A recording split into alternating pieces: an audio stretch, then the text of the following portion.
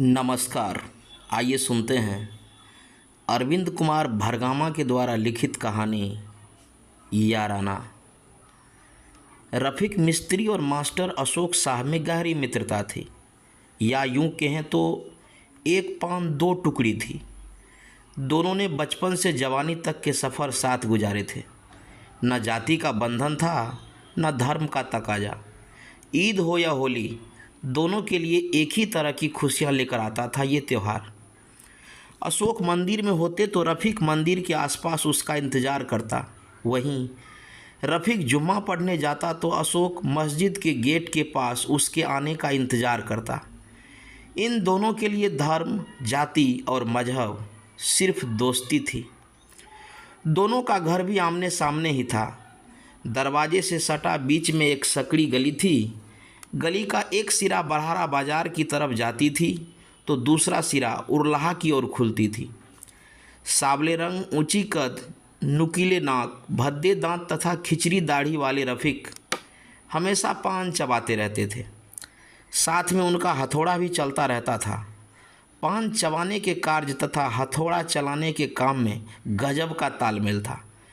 Barhara bus stand के पास उनका अपना गैरेज था। उनको 5 लड़के तथा एक लड़की थी। लड़की का निकाह हो चुका था। 3 बच्चे परदेश खटते थे तथा 2 अभी छोटा था। दोनों रफ़ीक के साथ गैरेज पर ही काम करते थे। दिन भर काम करते, शाम में बाज़ार से मीट मछली खरीदते और रात में मज़े से खाकर सो जाते। यही उनका दिनचर्या था। रफ़ीक बुढ़ापे की ओर अग्रसर था, मगर वो किसी पर निर्भर नहीं था। बच्चे प्रदेश से पैसा भेजते तो रफ़ीक उस पैसे से घरेलू विकास का कार्य करते। बाकी पोता पोती तथा बहू के निजी खर्च का भार उठाने के लिए रफ़ीक का हथौड़ा ही काफ़ी था। कुल मिलाकर कहें तो उनकी पारिवारिक ज़िंदगी बहुत अच्छे से गुजर रही थी। उधर मास्टर अशोक 2 महीने पहले ही मिर्ज़ापुर स्कूल से सेवानिवृत्त हुए थे। पत्नी मंजुला को गुजरे साल भर हो चुका था। तमाम तरह के उतार चढ़ाव के बीच ज़िंदगी की गाड़ी आगे बढ़ रही थी। उनकी आमदनी का एक बड़ा भाग बच्चों की परवरिश व उनकी पढ़ाई पर ही खर्च हो चुकी थी। बच्चे भी पढ़ने में तेज़ थे। बड़ा लड़का मनोहर पढ़ लिख कर इंजीनियर बना तो छोटा राघव रेलवे में टीटी बने। दोनों लड़के बाहर कमाते थे, सिर्फ छठ में ही अर्घ देने बरहारा आते थे। वे लोग घर से लगभग अपना नाता तोड़ ही लिया था। दोनों पत्नी भक्त निकले। उड़ात पंछी अपने घोंसले को छोड़ चुका था। मास्टर अशोक अपने लड़कों से कभी ऐसी उम्मीद नहीं किए थे। जीवन भर की कमाई का ऐसा परिणाम भी हो सकता है, उन्होंने कभी सपनों में भी नहीं सोचा था। एक बेटी थी, दीप्ति, ग्रेजुएशन पास कर चुकी थी। उनकी शादी के लिए मास्टर साहब लड़का ढूंढ रहे थे। बेटियां पिता के लिए गर्व और खुशी का माध्यम होती है। वही बेटियों के लिए पिता उनका सर्वस्व, उनका आदर्श होता है। घर में किसी ने उल्टा पुल्टा कहा तो बेटी तपाक से बोल पड़ेगी, आने दो पापा को और तब तुमको पता चलाते हैं। बेटे को खुशामद पर पैसे मिलते हैं, मगर बेटी किवाड़ की आड़ से अगर धीमे से भी पैसे की मांग कर दी तो उनकी मांग तुरंत पूरी हो जाती है।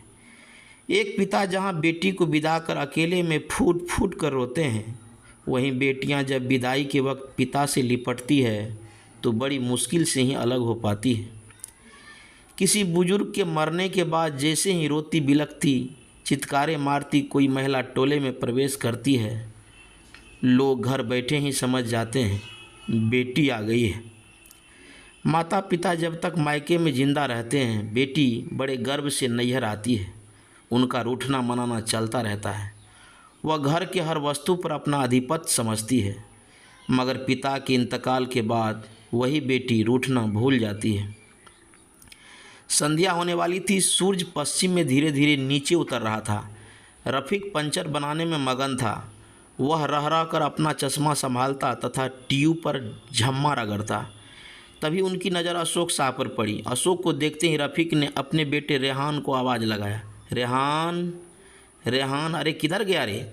चारों तरफ देखते हुए। एक बार भी स्थिर नहीं रहता है ये लड़का। हाँ अब्बा, कहाँ उड़ल फिरता है? जाओ बिकसवा की दुकान से चाय लेकर चाचा को दो। रेहान उल्टे पाँव चाय दुकान की तरफ भागा। रफ़ीक टायर में हवा भरते हुए अशोक से, क्या हुआ, शरोनी वाला लड़का का? अशोक, सब कुछ तो ठीक है, लड़का भी शिक्षक है, बस पैसे की मांग थोड़ा ज़्यादा कर रहा है। रफ़ीक, मनोहर और रघवा को बताया सब बात? अशोक, हाँ। रफ़ीक, क्या बोलता है वो लोग? अशोक, बोल रहा है जो भी कर्जा वर्जा हो किसी से उठा लीजिए, बाद में हम लोग तोड़ देंगे, शादी ब्याह धूमधाम से होना चाहिए। रफ़ीक, भाई महान सब। पान का पीक फेंक कर अशोक की तरफ पलटते हुए, तुम भर दुनिया का कर्जा उठा लो और बुढ़ापे में गाली सुनते रहना, ये सब लोग तुम्हारे साथ गेम खेल रहे हैं। अशोक, तो अब क्या करें? रफ़ीक झुंझला कर, तुमको हम बार बार कहते थे कुछ पैसा अपने लिए भी बचा कर रखो, मगर तुमने तो जमा राशि वाला पैसा भी निकाल कर दोनों बेटे पर ही फूंक दिया। अशोक धीमे स्वर में, पैसे तो हैं मेरे पास, मगर उस पैसे से तिलक की राशि भी पूरी नहीं हो पाएगी, फिर द्वार खर्च, जेवर, कपड़े, हैंडसेंट। रफ़ीक ने सर हिलाया और गहरी सांस ली। रफ़ीक के परिवार में सदस्यों की संख्या ज़्यादा थी, मगर प्रति व्यक्ति आय भी कम न था, सभी कामकाजी थे। परिवार में विश्वास और शिष्टाचार था, फलस्वरूप तरक्की भी खूब हो रही थी। कच्चे घर पक्की मकान में तब्दील हो चुके थे। टोले में अगर ज़मीन की बिक्री होती तो रफ़ीक उसे अपने हाथों से जाने न देता। बच्चे सिर्फ कमाने के मालिक थे, घर का असली मालिक रफ़ीक ही था। परिवार के किसी भी मामले में अंतिम मोहर रफ़ीक की ही लगती थी। टोले के लोग रफ़ीक के भाग्य से जलते थे। बाबा जी जीतन दास रफ़ीक का उदाहरण देकर कहते, जहाँ कुमति तहाँ विपत्ति निदाना, जहाँ सुमति तहाँ संपत्ति नाना। शाम में दादा को देखते ही पोता अकरम ने पार्टी बदल ली। दादी सकीना की गोद से भागकर रफ़ीक के गले से लिपट गया। दादी अकरम को धमकाते हुए, आना फिर मेरे पास। अकरम जी निकालकर दादी को मुंह दूसने लगता है। दादा के आ जाने के बाद अकरम किसी से नहीं डरता, अपनी अम्मी से भी नहीं। अकरम दादा की खिचड़ी दाढ़ी में हाथ फेरने लगा और उनकी बातों को ध्यान से सुनने लगा। रफ़ीक अपनी पत्नी सकीना से, आज के युग में पढ़ा लिखा बच्चा से मूर्ख ही भला। हम लोग गरीब थे, बच्चों को नहीं पढ़ा पाए, जिसके कारण उन्हें बाहर मजदूरी करनी पड़ती है, मगर मुझे गर्व है, मेरा बच्चा कीचड़ में खिला हुआ कमल है।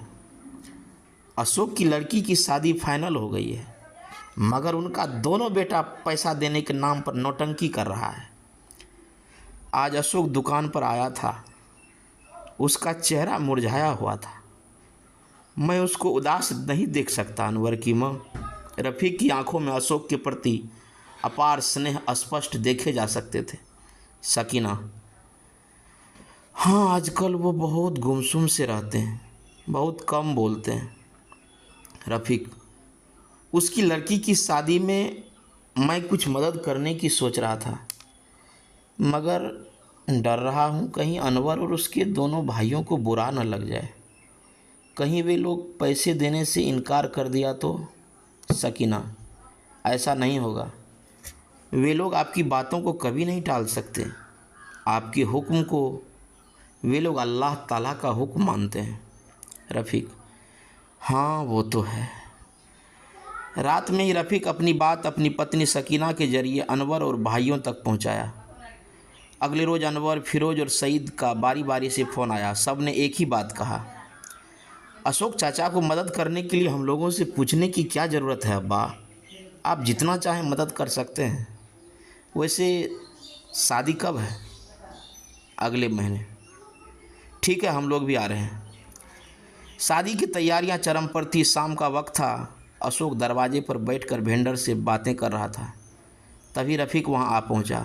भेंडर से राय मशवरा कर उसे कुछ रुपए देकर विदा किया। रफ़ीक अशोक से, ये लो कुछ पैसे हैं, रख लो, शादी में काम आएंगे। अशोक इनकार करते हुए, नहीं नहीं कोई बात नहीं, सब मैनेज हो जाएगा। आंखों में दिखावटी इनकार था, मगर आने वाली तकलीफ़ें कह रही थी, ले लो ये पैसे। रफ़ीक, तुमने कर्जा उठाया है क्या? अशोक चुपचाप सर झुकाकर, अनवर लोग अगर तुम्हें कहीं उल्टा पुल्टा बोले तो रफ़ीक, उन्हीं लोगों ने ये पैसे भेजे हैं।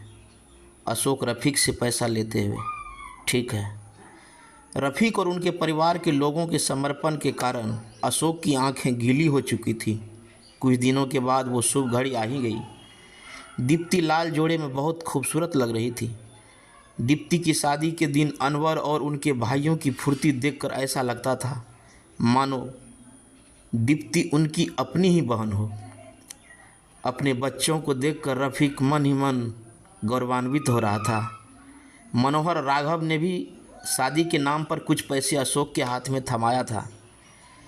शादी में शरीक होने की औपचारिकता निभाकर वे लोग तीसरे रोज विदा हो गए। दीप्ति ससुराल में है। मास्टर अशोक तन्हाई में अपने स्कूली दिनों को याद कर कुछ सोचते रहते हैं, मगर जैसे ही रफ़ीक से उनकी मुलाकात होती है वे दोनों सब कुछ भूलकर बच्चा बन जाते हैं। अभी आप सुन रहे थे अरविंद कुमार भरगामा के द्वारा लिखित कहानी याराना। कहानी अच्छी लगे तो लाइक करें, कमेंट करें, ताकि मैं इसी तरह की और कहानी